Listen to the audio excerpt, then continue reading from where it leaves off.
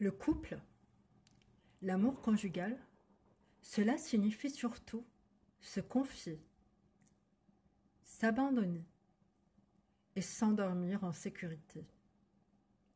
S'endormir dans des bras bienveillants qui ne vous trahissent pas,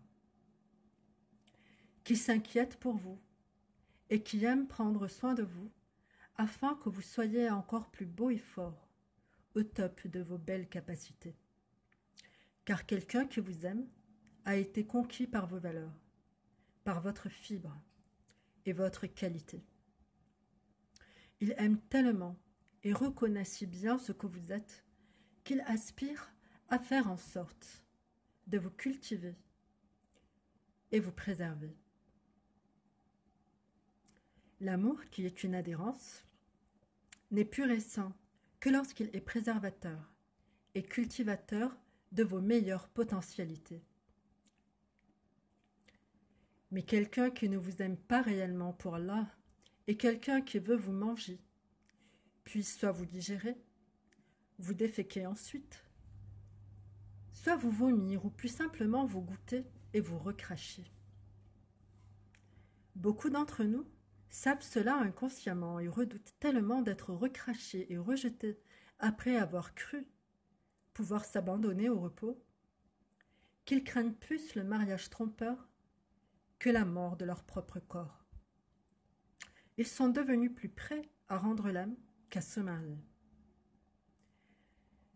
La trahison issue de la dévalorisation et de la désacralisation des liens humains nous a littéralement traumatisés depuis notre plus jeune âge, où l'enseignement d'Allah et de son messager ont manqué dans l'entourage même qui a prétendu nous éduquer.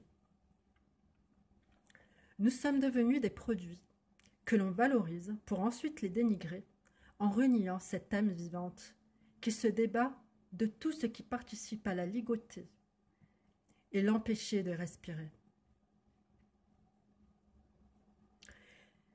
La respiration à plein poumon nous manque, mais encore le vol plané où Allah seul nous porte, en nous guidant sur ces sentiers bénis de points d'eau et de palmeraies.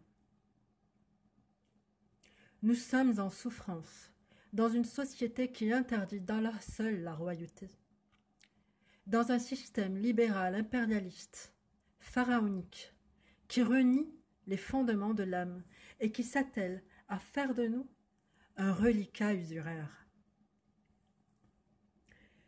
Des objets que l'on vante ou que l'on dénigre, pendant que notre âme se noie dans ses larmes sans cesse étouffées. Car paraître triste est devenu un péché dans le culte des objets à apprécier, pour mieux les vendre et mieux les faire accepter. J'ai remarqué combien les sœurs sont fragiles et versatiles, tremblantes en leur fort intérieur, mendiant l'amour pour aussitôt le massacrer. J'ai remarqué combien les plus doux de nos frères sont devenus vulnérables, ne sachant plus vers quel type de femme se tourner. Car il y a les nus, les mi-nus et les habillés. Et dans une société qui nous chosifie, l'habit emballe les vices, les fausses promesses publicités.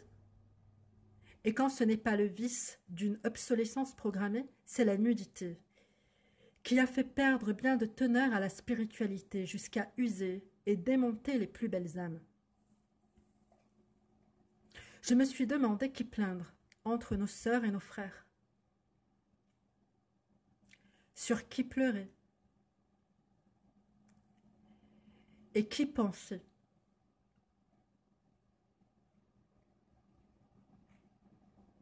Je me suis dit qu'il fallait revenir à nos plus jeunes pères, ceux-là qui sont les plus à même de nous porter à apprendre et nous observer en ce qu'il nous a manqué.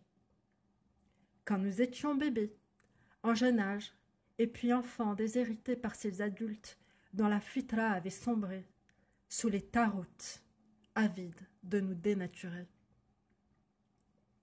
De ces frères violents envers leurs femmes jugées infidèles, ces frères plus violents et plus attachés que l'utérus qui les a portés, à ces sœurs déchirées entre l'exigence qui a pesé sur leur sensibilité, de celle de leurs parents négligents, jusqu'à celle de ces nouveaux bourreaux à marier.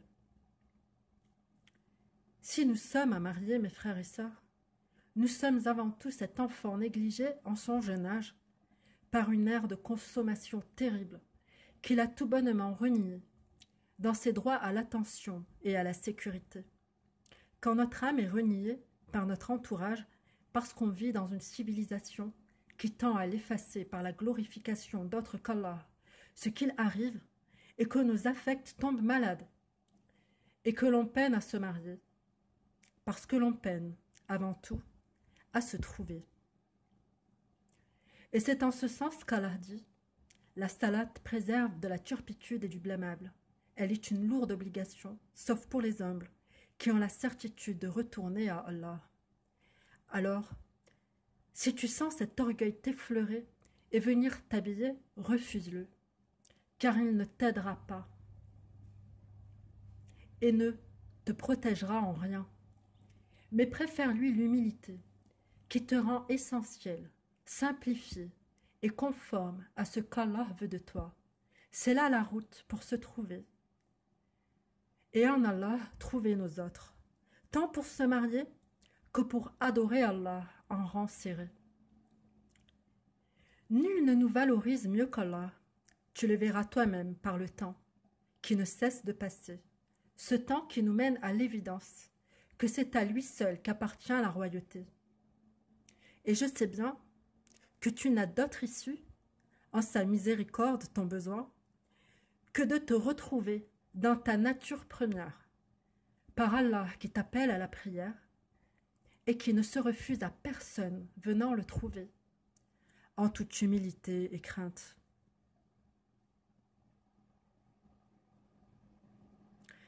Et c'est signé ta sœur, je d'outre-tombe.